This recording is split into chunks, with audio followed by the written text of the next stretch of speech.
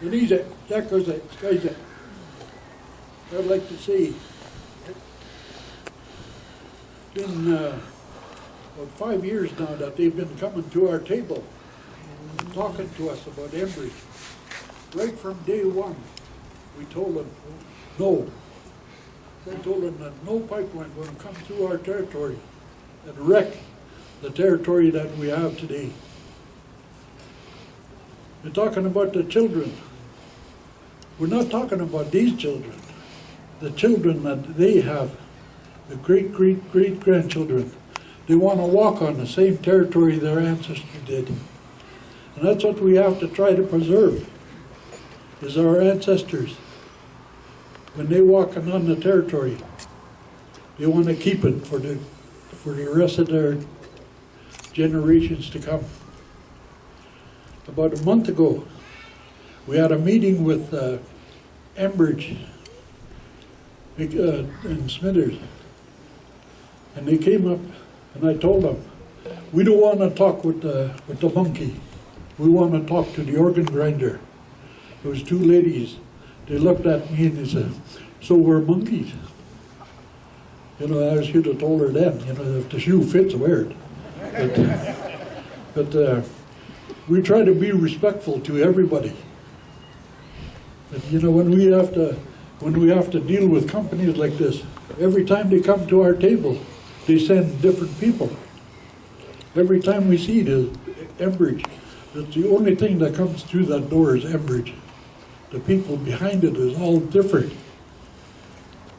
They never take what we say and bring it back to their COs. They always send different people, so they always get different mixed messages. The one thing that really hurts the First Nations is when they come and they dangle a carrot in front of the band offices. They give them money. That's what really hurts. Because they take that money, that's as good as a consultation to them. They never come to the hereditary chiefs and ask them if they want to dangle money in front of us. We tell them no, and they respect that. But they come through the back door to the small bands and start dangling money in front of them, and then they get to what they want. The only way we're going to get the pipeline come through our territory is through Christy Clark. She could shove that pipeline right up her deficit.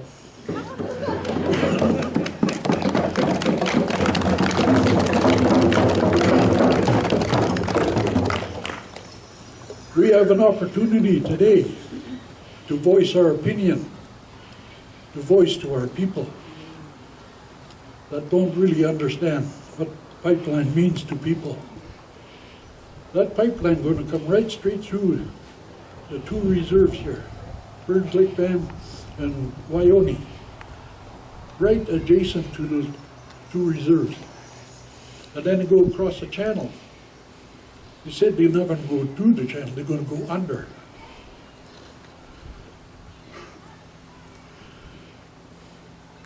When they come and told us, there's a lot of First Nations between here and Alberta that stood beside us and said, over our dead bodies.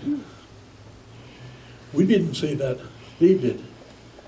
That's the kind of support that we need all the way across Canada to make sure Stephen Harper, Crystal Clark all understand when we say no, we mean it.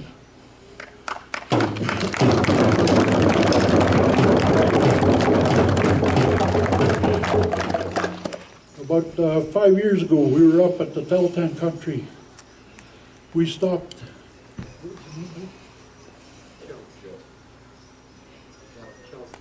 Shell Canada.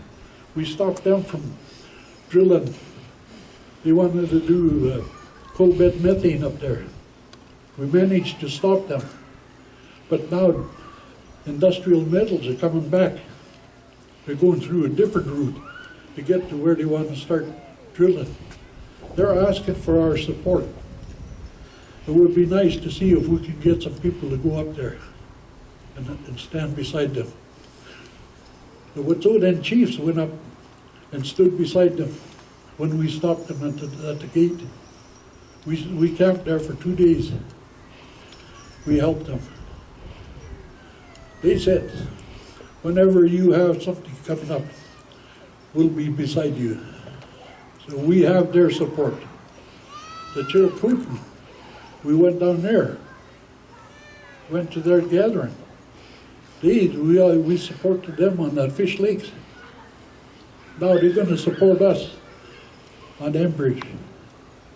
That's what we have to do, is unite all the First Nations in the Pacific Northwest to stop this pipeline.